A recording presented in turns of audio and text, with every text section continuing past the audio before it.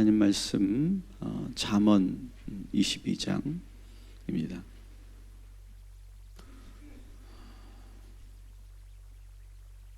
오늘 이 잠언 22장의 핵심 구절은 11절입니다. 그러니까 여러분 오해하지 마셔야 될 것은 이게 꼭 핵심 구절이다 이렇게 보는 건 아니고요. 제가 이 구절을 중심으로 봤다 이렇게 이해하시면 좋습니다. 그래서 여러분들이 22장을 읽을 때 다른 구절로 핵심을 잡고 보셔도 무방합니다. 근데 제가 오늘 이 22장을 묵상할 때는 이 11절 말씀을 중심으로 묵상한다 이렇게 이해하시면 좋겠어요. 자, 우리 11절 말씀 우리 한번 같이 봉독하겠습니다. 마음의 정결을 사모하는 자의 입술에는 덕이 있으므로 임금이 그의 친구가 되느니라. 아멘. 오늘 저는 설교 제목을 따라합시다. 왕의 친구가 되는 지혜. 네, 오늘 말씀 보니까 마음이 정결하고 사모하는 자, 그리고 그 입술에 덕이 있는 자는 누구의 친구가 된다? 왕의 임금의 친구가 된다라고 하는 거예요. 혹시 여러분 대통령하고 좀 친하신 분 손 들어보세요. 저도 좀 덕 좀 볼게. 없으세요? 안타깝네요. 저도 한 번도 대통령을 만나본 적이 없고 청와대를 가본 적은 없습니다만 왕의 친구가 되는 지혜, 오늘 이것을 우리가 왜 해야 되는가 먼저 좀 말씀을 드릴게요. 오늘 꼭 우리가 이렇게 해서 왕의 친구가 되자 이런 걸 여러분이 말씀드린 게 아니에요. 한번 상상해 보자는 거예요. 왕이 정말 전적으로 믿고 신뢰하고, 그리고 그 친구와 신하의 차이는 여러분 아시죠? 그죠? 신하는 여전히 신한 거예요. 그냥 수직적인 관계인 거죠. 근데 친구는 뭐예요? 수평적인 관계라는 거예요. 왕인데도. 그만큼 왕이 신뢰한다는 거고, 그만큼 왕이 그를 좋아한다는 거고, 그리고 그에게 아무것도 숨기지 않는 그러한 편안함이 있다는 거 아니겠어요? 그럼 상상해 보세요. 야, 그렇게 왕이 그렇게 신임하고 편안하게 생각하고 자기의 모든 속내를 다 털어놓고 이야기할 수 있는 그런 사람이 된다는 거. 이게 아무나 되는 건 아니겠잖아요. 그죠? 그래서 저는 오늘 왕이 되는 지혜를 가지고 진짜 우리가 왕의 대통령의 친구가 되자라고 하는 말이 아니라, 그렇게 왕이 대통령이 신뢰할 만한 그러한 지혜를 갖는다는 것은 어떤 것일까? 저는 그러한 마음으로 저는 산다면 그는 누구하고도 좋은 친구가 될 수 있을 거라고 생각하고, 또 여러분들이 그렇게 기도하면 좋겠어요. 이왕 하나님 우리 아들이 우리 딸이 정말 그렇게 왕의 친구가 되는 지혜를 갖게 하셔서 그렇게 훌륭한 리더십들과 가까운 관계가 되게 하시고, 그들의 도움을 받게 하시고, 그들의 신임을 얻는 지혜를 소유하게 하여 주시옵소서. 여러분 그렇게 기도하는 그런 시간이 되기를 소망합니다. 그러니까 여러분 왕 주변에는 어떤 사람들이 많이 모여 있을까요? 그 궁 안에는 어떤 사람들이 많이 모여 있을까요? 겉으로는 무조건 왕의 명령을 따르는 척하지만 눈치를 보는 그런 사람들이 많이 있지 않을까요? 진짜 그 자신의 속마음을 드러내지 않고 항상 있기 때문에 왕도 수많은 신하들을 만났을 거 아니에요. 그죠? 수많은 신하들을 만나면서 배신도 당하고 실망도 하고 이 사람이 이런 사람이었어? 라고 하면서 거기서 많은 상처도 받고, 그러면서 왕이 되면 될수록 어떨까요? 사람을 많이 믿을까요? 못 믿을까요? 자연적으로 왕은 사람을 잘 믿지 못할 거예요. 그래서 아무리 겉으로 막 충성된 모습을 보여도 믿지 못하고 신뢰하지 못하는 그런 의심의 눈으로 계속 사람들을 보게 될 거예요. 충신인지 알았는데 나중에 보니까 역모에 가담했다든지 그런 일들이 계속 일어나면서 왕은 사람을 더 믿지 못하게 되죠.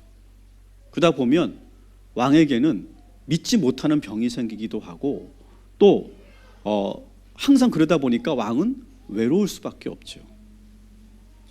왕의 눈치를 보는 사람들은 많지만 진실하게 마음을 나눌 수 있는 친구를 만난다는 것은 아마 한두 명이나 제대로 있을까 말까 그런 자리가 저는 왕의 자리가 아닌가 생각합니다. 그런데 오늘 말씀에서 어떤 사람이 왕의 친구가 되느냐, 다시 한번 우리 11절 말씀을 다시 한번 읽어보겠습니다. 시작. 마음이 정결을 사모하는 자의 입술에는 덕이 있으므로 임금이 그의 친구가 되느니라. 아멘. 이 구절이 저는 핵심 구절인데, 다시 말하면 깨끗한 마음을 간절하게 바라는 사람, 늘 내 마음이 깨끗하기를 늘 추구하고 늘 그렇게 바라는 사람, 그리고 말을 할 때도 덕을 끼치는 말을 하는 사람, 이런 사람이 왕의 친구가 된다라고 하는 거예요. 우리가 흔히 생각할 때 왕은 어떤 사람을 좋아할까? 막 자기에게 좋은 말을 하고 막 충성심을 보이고 막 무조건 막 그냥 존경한다고 그러고 위대하시다고 막 왕을 막 칭송하고 그런 사람들을 왕이 좋아할까? 왕은 사실 그렇지 않을 거예요. 건강한 왕이든 조금 미숙한 왕이든 그렇게 하지 않을 거예요. 왜? 수많은 그런 배신과 실망을 경험했기 때문에. 그래서 왕의 심기를 살피고 왕이 좋아하는 말과 행동을 하는 사람을 왕이 좋아할 것 같지만 사실은 그렇지 않다라고 하는 거예요.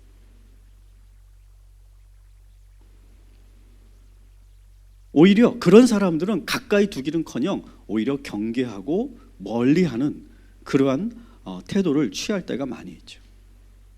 그래서 왕은 진짜 나의 친구를 찾는데 아주 오랜 시간 공을 들이고 아주 까다롭게 그렇게 생각할 거예요. 그래서 현명한 왕은 자기에게 잘하는 신하보다 어떤 사람?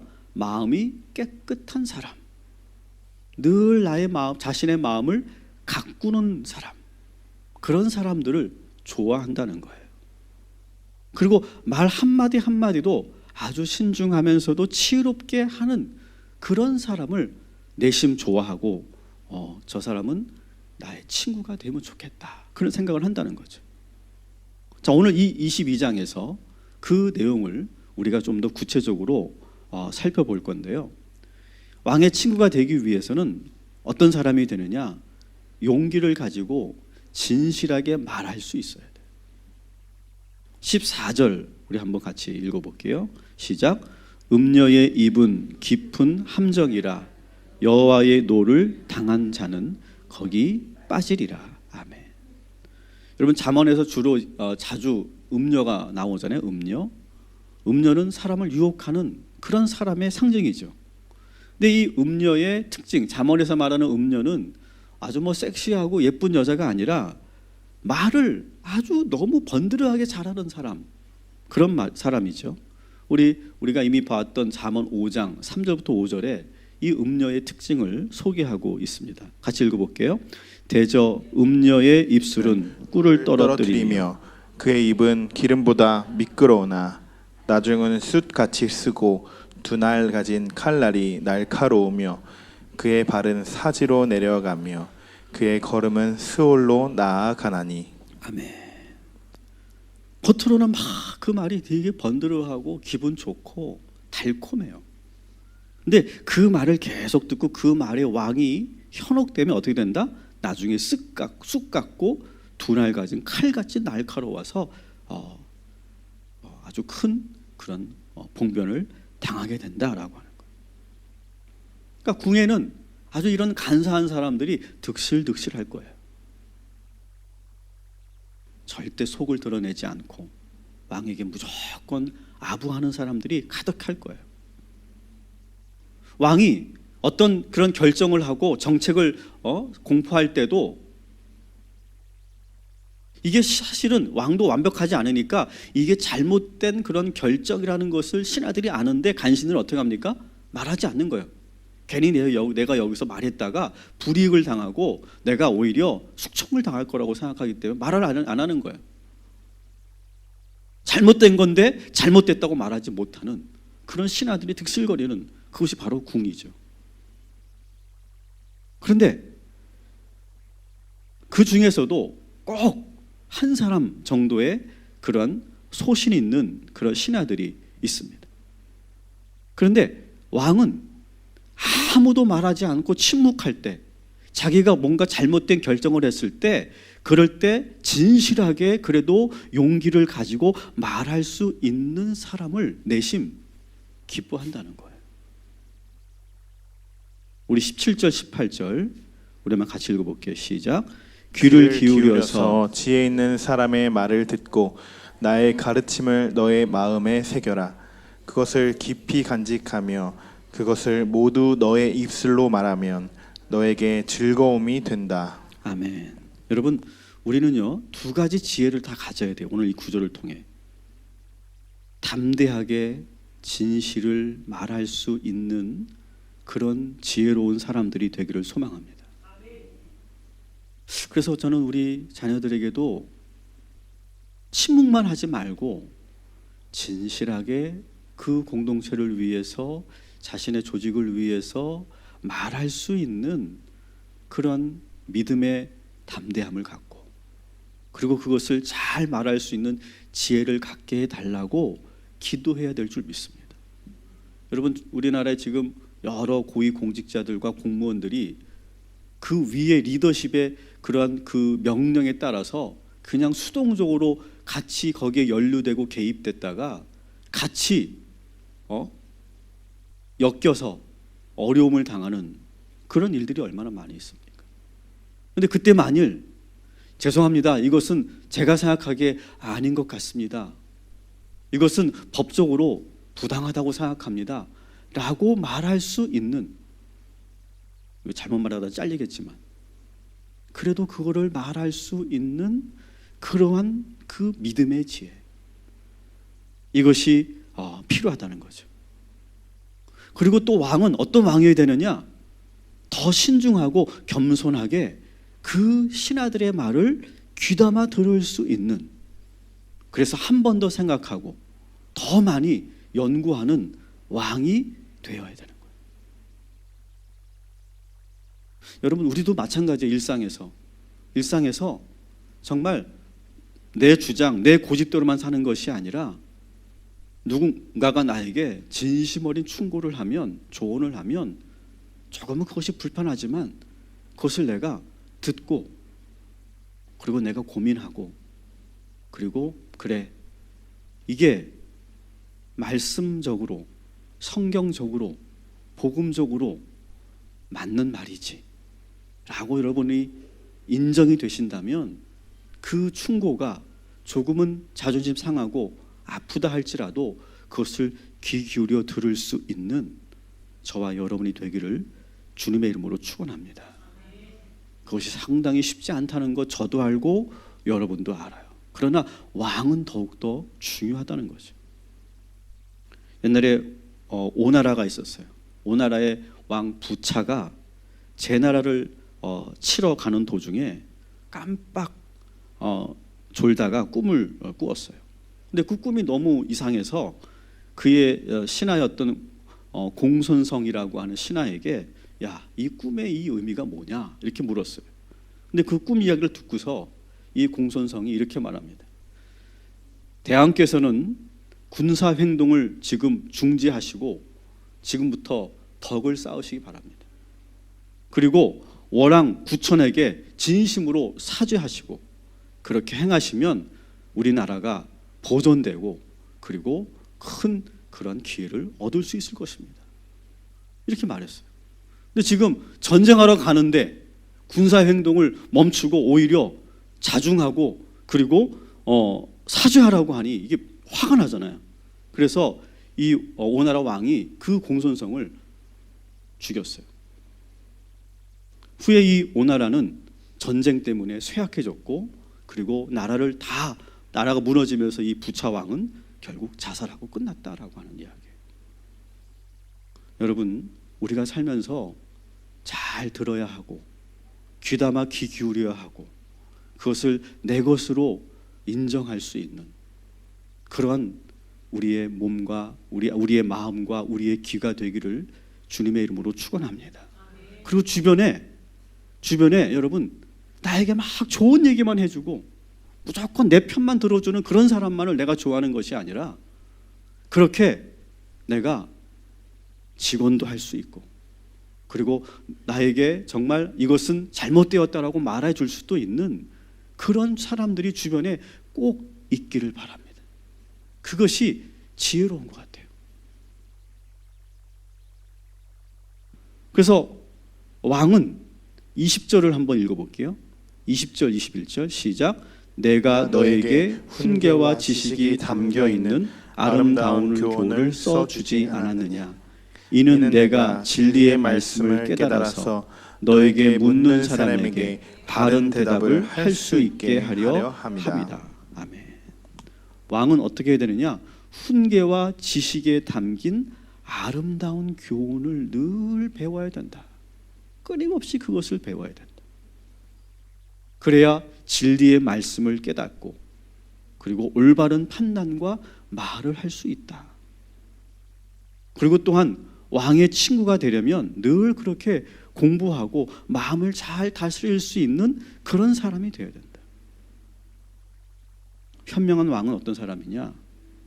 자기를 잘 지켜줄 수 있는, 내가 잘못된 그런 행동과 판단을 할 때 그것을 지켜줄 수 있는 친구를 곁에 두고 잘 듣고 올바르게 나라를 운영할 수 있는 그런 왕이 되어야 된다는 것이죠.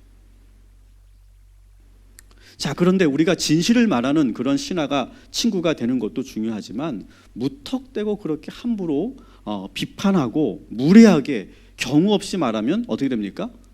죽는 거예요. 왕의 권위와 나라의 질서를 무시하고 자기 주장만 내세우면 그는 왕의 친구가 되기는커녕 목숨이 위태로울 수 있죠. 11절을 우리 한번 다시 한번 우리 읽어봅시다. 핵심 구절인데요. 시작. 마음의 정결을 사모하는 자의 입술에는 덕이 있으므로 임금이 그의 친구가 되느니라. 아멘. 따라합시다. 입술에 덕이 있어야 된다. 저는 이 말씀을 우리가 한 주간 계속 묵상했으면 좋겠어요. 무조건 공격적으로 왕에게 말한다고 그게 다 되는 것이 아니라는 거죠. 아무리 인내심이 강하고 현명한 왕이라도 그 왕의 자존심을 건드리고 영린을 건드리면 절대 그것은 좋은 그런 친구가 될 수 없고 신하라고 볼 수 없죠. 여러분, 하나님이 기뻐하시는 사람이 어떤 사람일까요? 오늘 이 4절에 보면 하나님이 기뻐하시는 사람에 대한 구절이 나오는데 같이 읽어볼게요. 겸손과 여호와를 경외함의 보상은 재물과 영광과 생명이니라. 아멘. 여러분, 하나님이 우리의 왕이시잖아요. 근데 그 하나님이 기뻐하는 사람은 어떤 사람이냐? 겸손한 사람. 그리고 하나님은 어떻게 하는 사람? 경외하는 사람. 그런 사람에게는 뭐가 있대요? 보상과 재물과 영광과 생명이 있다. 여러분, 이것이 우리 자녀들에게 저는 이 구절이 정말 필요한 구절이라고 생각해요. 여러분의 자녀들에게 이 말씀을 꼭 문자로 한번 보내줘 보세요. 이걸 하나님 잘 믿어라라고 하는 말로도 우리가 해석되지만 어떤 거예요? 우리 자녀들이 사회에서 일터에서 어떤 사람이 되어야 되느냐? 겸손한 사람이 되어야 된다는 거죠. 그러면서 뭐가 있어야 돼요? 경외하는 사람. 다시 말하면 리더십을 내가 존경할 수 있는 마음을 가지고 있어야 된다는 거예요. 여러분, 그 회사에서 그 조직에서 그렇게 높은 그런 리더십까지 올라간 사람들은 사람들에 대한 안목이 대단하지 않습니까? 수많은 사람을 만나지 않았습니까? 그러면서 뭘 볼 수 있을까요? 저 사람은 내 사람이다. 저 사람은 나중에 배반할 사람이다. 그런 것들을 딱 볼 수 있는 눈을 저는 어느 정도는 가지고 있다고 봐요. 그래서 오늘 여기 있는 것처럼 여호와를 경외함을 우리가 좀 인간적인 세계에서 우리가 적용해 본다면 정말 그 리더십에 대해서 내가 존경하는 마음을 가지고 있을 때, 그리고 내가 겸손할 때 뭐가 따라온다고요? 보상이 따르고 재물이 따르고 영광이 따르고 생명이 따른다라고 하는 거예요. 여러분, 왕의 친구가 되려면 먼저 성품이 좋아야 된다고 생각해요. 겸손해야 돼요. 그리고 왕에 대한 진실한 그런 존경의 마음을 가지고 있어야 돼요. 그러면서 아까 처음에 말씀드린 것처럼 같은 말이라도 덕스럽게 덕있게 말을 할 수 있는 그러한 능력을 가지고 있어야 된다는 거예요. 직원을 할 때도 마찬가지예요. 덕스럽게 현명하게 말을 할 수 있어야 된다는 거예요. 우리 5절 같이 읽어볼게요. 시작. 마음이 삐뚤어진 사람의 길에는 가시와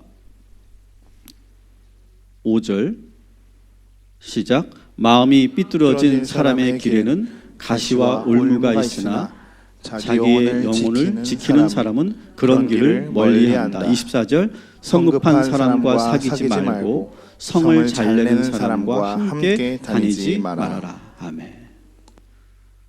그러니까 무조건 내가 직언을 하고 무조건 내가 아닌 것은 아니라고 말하는 그것만 가지고 되는 것이 아니라 내 마음이 성품이 잘 다듬어져 있는 사람이 된다는 거예요. 마음에 삐뚤어짐이 없어서 그의 그 길에서 그의 입에서 가시가 나오지 않고, 그리고 자기 영혼을 잘 지키는 사람, 그리고 막 성급하게 어떤 것을 봤다고 막 말을 하지 않고 또 막 감정적으로 행동하지 않는, 차분하게 그것을 처리해 갈 수 있는 그런 사람들을 왕이 계속 지켜보면서 그를 신뢰하게 되고 결국 나중에 그가 왕의 친구가 된다는 거예요. 여러분, 우리가 그런 거 느끼잖아요.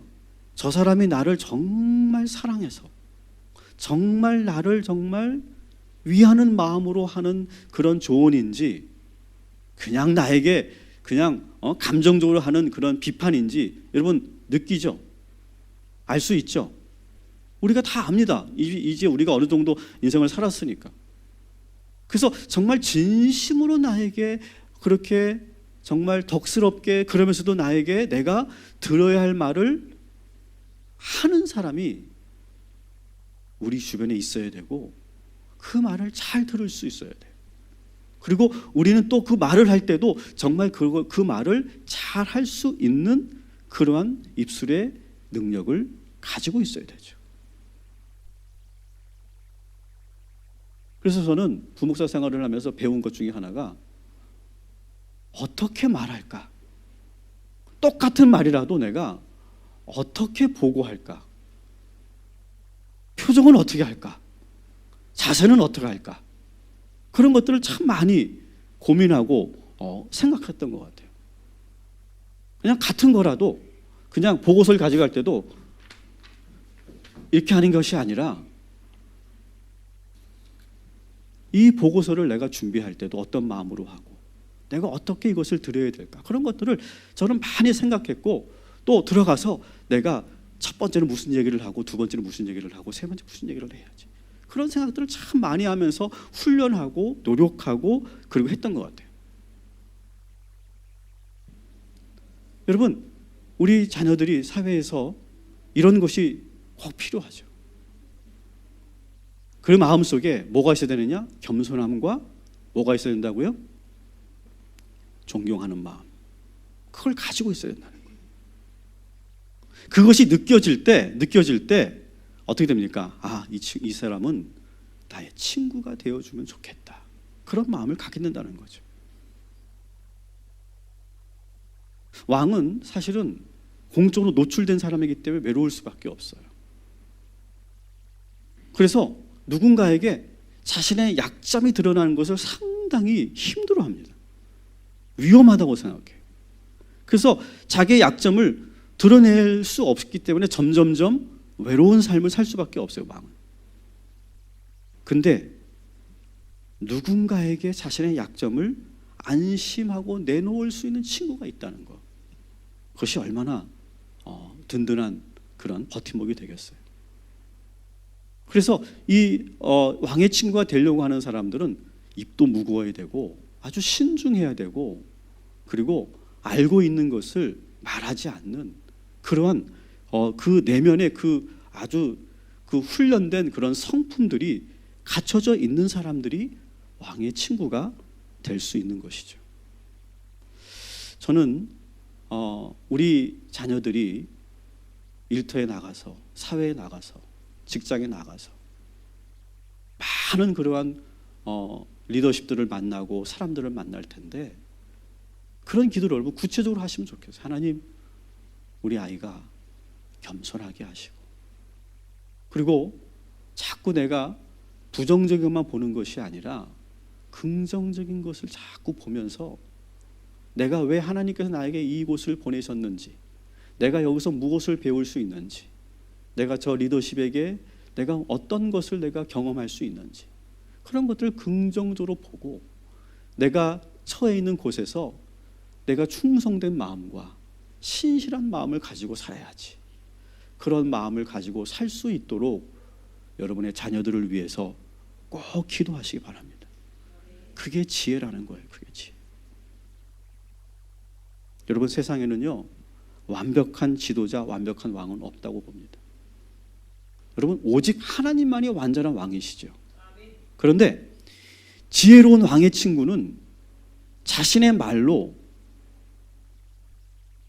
지혜로운 왕의 친구는 완전하지 않은 불완전한 그 리더십을 내가 오히려 덮어주고 감싸줄 수 있는 그런 마음을 가져야 돼요. 그런데 저도 젊을 때 그런 경험을 했어요. 젊을 때 저도 많은 목사님들을 경험하고 많은 제가 선생님들, 교수님들을 제가 만났는데, 제 젊을 때는 그게 잘 안 되더라고요. 뭐가 안 되냐면, 멀리서 볼 때는 정말 저 선생님 정말 대단하신 분이다. 야, 어떻게 이렇게 학문적으로 뛰어나시고 이렇게 많은 정말 연구를 많이 하신 선생님일까? 제가 그 존경하는 마음을 가지고 제가 그런 모임에, 학회에 들어가고 스터디에 들어가고 그러면서 아주 가까이 그 선생님들을 만나는 기회가 생기잖아요. 그러면 어떻게 되냐면, 내가 몰랐던 그 선생님들의 그 모습이 자꾸 드러나는 거예요. 성품이 드러나고, 뭐 하다못해 작은 습관들조차도 막 어느 땐 거슬리는 거예요. 그리고 말 한마디 한마디가 왜 선생님 저런 말씀을 하실까? 그런 실망을 조금씩 하게 되고 그렇게 되더라고요. 근데 처음에 그것이 좀 실망이 되고, 아유, 이분한테 내가 더 이상 배울 게 없다. 그러면서 막 이렇게 처음에 이 선생님 쫓아다녔다, 저 선생님 쫓아다녔다, 그랬던 경험이 저한테 있었어요, 젊은 날에. 그런데 제가 그렇게 수많은 그런 시행착오를 겪으면서 알게 된 거, 이 세상에 그렇게 완전한 선생님들이 있는 건 아니구나, 완전한 지도자들이 있는 것이 아니구나. 그러면서 제가 생각을 바꾼 것은, 그럼에도 불구하고 내가 저 선생님에게, 저 목사님에게 내가 배울 것이 많이 있다.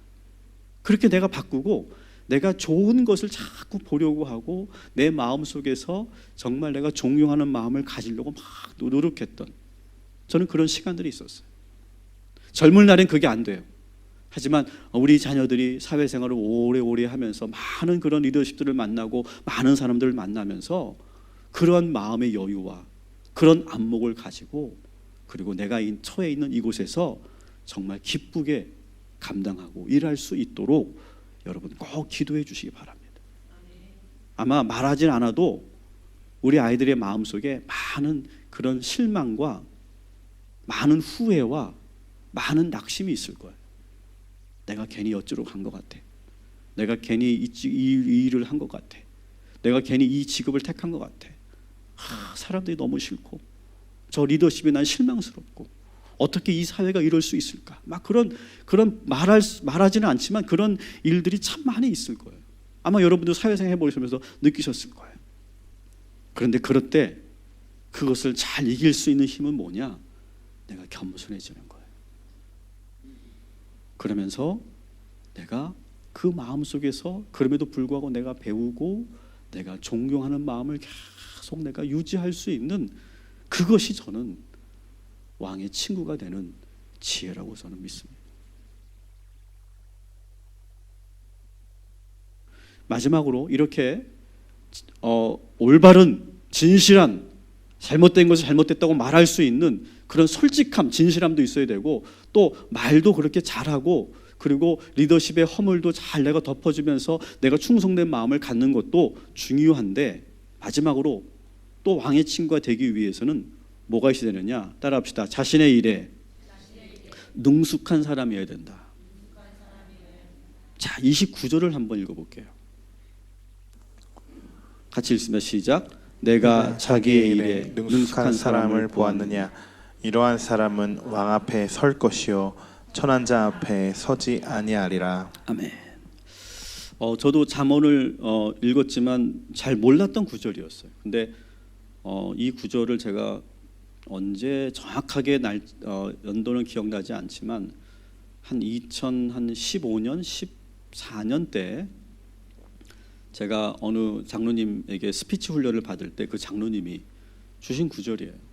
딱 저희들에게 제시한 구절인데 깜짝 놀랐어요. 자, 왕 앞에 선다라고 하는 건 뭘까요? 자기 일에 능숙한 사람, 자기 전문 분야에 최고가 된 사람은 어떻게 된다? 왕 앞에 서게 된다. 이번에 그 20세 이하 월드컵 우리 친구들이 사상 초유의 그런 결과를 만들어내지 않았습니까? 그래서 오늘 대통령이 그들을 초대했다고 하더라고요. 그런 거죠. 요즘에 제가 어릴 때 슛돌이였을 때 이 강의를 제가 요즘에 재밌게 보고 있는데 가끔 너무 귀엽고 야 이때부터 이렇게 얘가 대단했구나. 근데 그 아이가 막 자기가 막 나는 어떤 선수가 될 거고 나는 뭐가 될 거고 막 자기 꿈을 막 이야기하고 그러면서 해외에 나가서 그렇게 어려운 치열한 경쟁 속에서 자기의 축구 실력을 연마하고 그래서 지금은 그 20세 이하 월드컵에서 최고 MVP가 되고 최연소 최고 골든 볼을 받았지 않습니까? 그게 최고가 되니까 누가 만나자고 한다고? 왕이 대통령이 만나자고 한다. 저는 이 구절이 솔로몬이 이 구절을 쓰면서 저는 어떤 사람을 떠올렸을 거라고 생각해요. 어떤 사람을 떠올렸을까? 열왕기상 7장 13절부터 14절에 보면 어떤 사람이 나오냐? 히람이라고 하는 사람이 나와요. 히람. 먼저 한번 구절을 한번 읽어볼게요. 같이 읽습니다. 시작. 솔로몬 왕이 사람을 보내어 히람을 두로에서 데려오니 그는 납달리 지파 과부의 아들이요 그의 아버지는 두로 사람이니 노세 대장장이라. 이 히람은 모든 논일에 지혜와 총명과 재능을 구비한 자이더니 솔로몬 왕에게 와서 그 모든 공사를 하니라. 아멘. 자, 이 히람이라고 하는 사람이 나오는데 이 사람은 어떤 사람이냐? 솔로몬과 어떤 인연을 맺게 됐느냐? 솔로몬이 성전을 짓잖아요.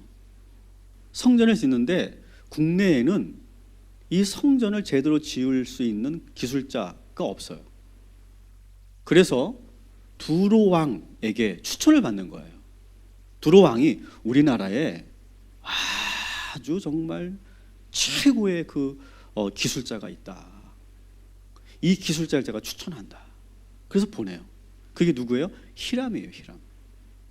알고 봤더니 이 히람이 이방 사람이 아니라 어디 지파 출신이에요? 납달리 지파 출신이에요. 이스라엘 사람이에요. 이스라엘 피가 흐르고 있는 사람이에요. 그런데 아마도 그 아버지가 두로 사람이었던 것 같아요. 그런데 안타깝게도 이 아버지가 일찍 죽었어요. 그래서 14절에 보니까 그 과부라, 그 어머니가. 근데 그 아버지가 노세 대장장이었어요. 아마 장인이었겠죠. 근데 그 아버지가 했던 그 일을 그 아들 히람이 그대로 물려받아서 기술을 연마한 거예요. 근데 그 기술이 두로에서 최고의 기술이었던 거예요. 그래서 그 두로 왕이 그 히람을, 근데 재밌는 거는 그 두로 왕의 이름이 또 뭔지 아세요? 히람이에요. 두로 왕의 이름도 히람이고 이 노세장이의 이름도 히람이에요. 그래서 히람이 히람을 추천한 거예요. 그래서 그 히람을 정말 아끼는 그러한 신하로 두고 있었는데 워낙 이 솔로몬하고 두로 왕이 아주 친밀한 관계였기 때문에 기꺼이 이 히람을 보낸 거죠. 근데 저는 이 이야기가 요 구절밖에 없어요. 히람에 대한 구절은. 근데 저는 이 이야기가 막 은혜가 되더라고요. 아까도 말씀드렸죠. 과부였어요. 그 어머니가. 아들 하나 그 이방 땅에서 키우는 거예요. 얼마나 어려웠을까요? 얼마나 가난하고 얼마나 힘든 일이 많았을까요? 얼마나 서럽고 비참했을까요? 그런데 지금 이 아들 히람이 최고의 기술자가 되어서 어떻게 됐어요? 자기의 고국으로, 우리 어머니의 그 고국으로 돌아가서 지금 솔로몬 왕 앞에 딱 서 있는 그 장면인 거예요. 여러분 감동적이지 않아요? 여러분 표정은 별로 남의 집 얘기니까 남의 집 아들 우리 집 아들이라면 와닿겠지만 그런 표정이신데 저는 이게 참 감동적이에요. 사실 히람의 어머니가 이 아들 히람을 위해서 어떻게 기도했는지는 나오지 않아요. 야베스의 어머니의 기도는 구절에 나오지만 이 기도는 나오지 않는데 제가 이 말씀 묵상하면서 이 히람의 어머니가 이런 기도를 하지 않았을까? 제가 이렇게 그 히람 어머니의 그 기도를 제가 써봤어요. 이런 기도. 하나님, 우리 아들 히람이 아버지의 그 기술과 재능을 이어받아서 이 나라에서 최고의 기술자가 되게 하여 주옵소서. 그래서 그 기술로 하나님께 영광 올려드리는 그런 아들이 되게 하여 주옵소서.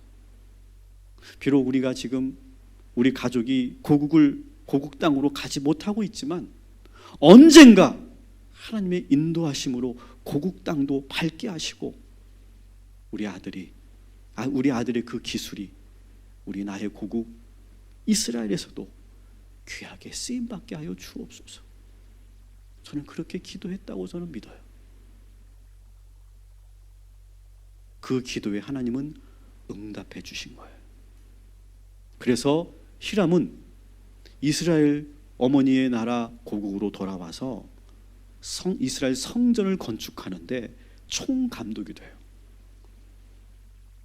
그리고 솔로몬 왕의 총애를 받는 그런 신하가 돼요. 여러분 오늘 우리가 그렇게 기도합시다. 하나님, 우리 딸이, 우리 아들이 최고의 자기의 분야에서 최고의 기술과 능력을, 실력을 가질 수 있도록 인도하여 주옵소서. 여러분 정말 그렇게 기도하시기 바랍니다. 그냥 하나님 먹고만 살게 해주세요. 그렇게 기도하지 마시고 대충 너무 그런다고 좋을 것도 없고 그렇게 기도하지 않잖아요. 우리 어머니들은 최고의 그림을 그리세요. 하나님, 우리 아이가 지금 하고 있는 그 일에서 최고의 능력을 갖게 하여 주옵소서. 그리고 그것으로 하나님께 영광 올려드리게 하여 주옵소서.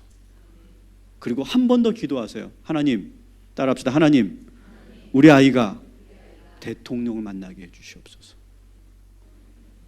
믿음들이 없으셔 지금 이렇게. 따라합시다. 대통령을 만나게 하여 주옵소서. 진짜 믿음을 가지고 하신 분들은 그렇게 될 줄 믿습니다. 제가 보기에 여기서 대통령을 딱 만날 수 있는 아들은 우리 조난희 권사님 아드님이 아닐까. 좋은 영화 만들어가지고 막 1000만 관객 들어가고 그렇게 되기를 소망합니다. 또 조 권사님만 그랬다고 또 여러분 서운해하지 마시고 그렇게 기도하자고요. 하나님, 우리 아들이, 우리 딸이 대통령이 초대하고 부르는 그런 기술과 능력과 실력을 갖게 하여 주옵소서. 히람의 어머니가 기도했던 것처럼 그렇게 기도하시기 바랍니다. 그렇게 기도하면 대통령 못 만나더라도 국회의원은 만날 수 있을 거 아니야. 시장은 만날 수 있을 거 아니야. 아니면 그 회사의 최고의 경영자가 야, 그 직원 누구냐? 데리고 와라. 내 방으로 오라고 해라. 그런 일이 생길 거 아니겠어요? 그렇게 될 줄 믿습니다. 여전히 여러분의 표정은 될까 말까 뭐 그런 표정이신데 그렇게 될 줄 믿습니다. 그렇게 선포하시기 바랍니다. 히람이 바로 그런. 근데 이 히람이 어땠을까요? 분명히 사춘기가 있었을 거란 말이죠. 청년기를 보냈을 건 말이죠. 아버지 없이 그 홀어머니 밑에서 이 아이가 자라면서 뭐 평탄하게 그냥 말도 안 듣는 그런 아들만이었을까? 아마 많은 고민을 했을 거예요. 이 히람이 나는 어떻게 살아야 되냐? 나는 이 이방 땅에서 아버지도 없이 이 가난한 집에서 태어나서 난 뭘 하고 살 것이고 뭘 해먹고 살 것이냐?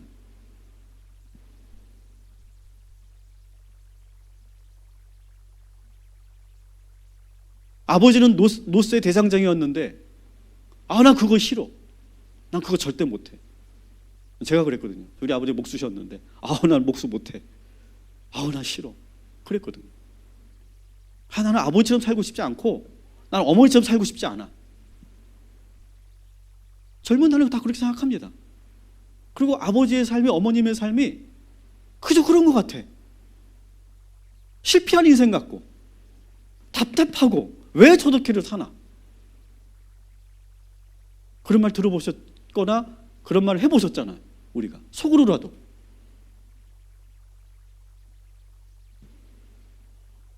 그런데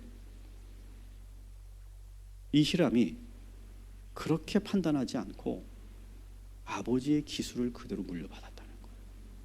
저는 이게 참 대단한 것 같아요. 그리고 그 일을 해보니까 자기에게 아버지의 그 타고난 재능이 그대로 물려받았다는 걸 느낀 거죠. 그래서 그 일을 하면서 자부심을 느끼게 되고 아버지가 했던 그 일을 하면서 아버지가 더 떠오르고 그러면서 내가 꿈을 꾸게 되고 내가 최고의 그런 기술자가 돼야지. 그런 생각을 하게 된다는 거죠. 나이가 들면 이렇게 자기가 태어났던 환경으로 돌아가고 싶은 그런 마음들이 좀 있는 것 같아요. 그래서 시골에서 태어나신 분들은 자꾸 자연인이 되고 싶어 하시더라고요. 근데 저는 그런 생각을 해요. 저는 나중에 제가 좀 시간에 여유가 생기고 뭐 은퇴할 때쯤이 되면 저는 목공소를 하나 하고 싶어요. 정말 그렇게 싫었던 막 우리 집에 막 그 톱밥 그 가루가 막 그냥 막 들어와 있고 막 어수선하고 막 곳곳에서 그 칠 냄새가 나고 막 그런 게 너무 싫었고 아버지가 막 그렇게 톱밥 뒤집어 쓰고 그렇게 일하시는 그 기술자의 모습이 나는 너무 싫었고 그래서 나는 아예 망치질하는 것도 안 배웠고 톱질하는 것도 안 배웠어요. 근데 느낌적인 느낌인데 내가 나중에 그 일을 하고 있을 것 같아요. 그렇다고 내가 이걸 가지고 뭐 공장을 하거나 그런 게 아니고 작은 공방을 하나 만들어서 제가 의자 하나씩 만들어 드릴게요. 한 30만 원씩만 내세요. 할 것 같아요. 할 것 같아요. 어릴 때 보고 자란 것이 어릴 때는 정말 우리 집 왜 이렇게 구차하고 왜 우리 집은 이 모양이고 왜 이렇게 가난하고 왜 우리 아버지 어머니 이렇게밖에 인생을 못 살까 그렇게 생각했는데 제가 이렇게 인생을 살아보니까 제가 우리 아버지보다 훨씬 잘 사는 것도 없고요. 우리 어머니의 그 지혜 때문에 우리 가족이 이렇게 건사된 거고 유지된 거라고 저는 깨달아요. 이게 철드는 것 같아요. 그죠? 이 히람이 바로 그런 마음이었겠죠. 나는 절대 아버지 같은 그런 기술자 안 될 거야. 막 그랬지만 어느 순간 내가 그 기술, 아버지의 기술을 내가 받아들이고 그래서 내 안에 그 숨어있는 재능을 발견하고 그러면서 그 꿈을 꾸고 그러면서 최고의 기술을 연마할 때까지 그 뭐 노쇠 장애의 그 손이 어떻겠어요? 막 거칠어지고 뭐 아마 뭐 문드러졌을 거 아니에요? 그 손이 막 그냥 뭐 일반적인 그런 손이 아니었을 거란 말이죠. 그렇게 되기까지, 그렇게 최고의 마이스터가 되기까지 그렇게 해나갔고, 그리고 결국 왕 앞에 서게 되는 그날, 얼마나 이 희람이 감격이 넘쳤을까요? 여러분 기도하시기 바랍니다. 우리 자녀들이 그렇게 자기가 처해 있는 자리에서, 저 이런 친구들이 정말 안타까운 것 같아요. 30이 넘었고 40이 넘었는데도 난 뭘 해야 될지 모르는 친구들 있죠. 50이 됐는데도 난 뭘 해야 될지 모르는 친구들이 있어요. 얼마나 그게 안타깝습니까?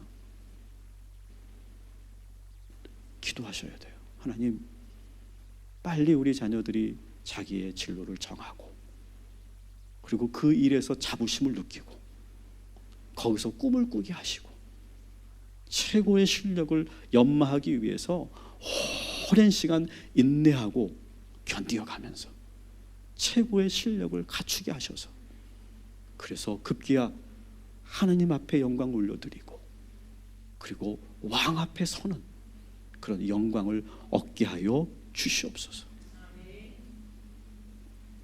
말씀을 정리합니다.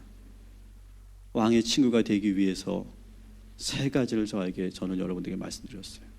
첫 번째가 강직하게 진실을 말할 수 있는, 무조건 아부하고 아첨하는 그런 사람이 아니라 담대하게 말할 수 있는. 그래서 왕들은 사실 그런 사람을 그리워한다고 여러분 말씀드렸죠. 실제로 그렇습니다. 야, 이 친구는 그래도 나한테 할 말을 하네. 근데 요게 아주 미묘한 거야. 이거 잘못 말하다가 잘려요. 근데 아주 이거 미묘해요, 이게. 그런데 딱 뭔가 했을 때 그 왕의 마음에 감동이 오게 만드는 그런 그게 있거든요. 이 친구는 그래도 나에게 할 말을 하는 친구네. 이 친구는 내가 옆에 두어야 되겠네. 그런 자녀가 되기를 여러분 기도하시기 바랍니다. 두 번째로, 왕에게 감동을 줄 수 있는, 그런 여러분 왕에게 감동을 주는 것은, 아첨을 잘하는 사람들은요, 꿀소리처럼 그렇게 번드르한 말을 잘하는 사람은 나중에 다 드러나지 않습니까? 말은 언젠가 시간이 지나면 진실이 드러나요. 이게 진짜인지 가짜인지.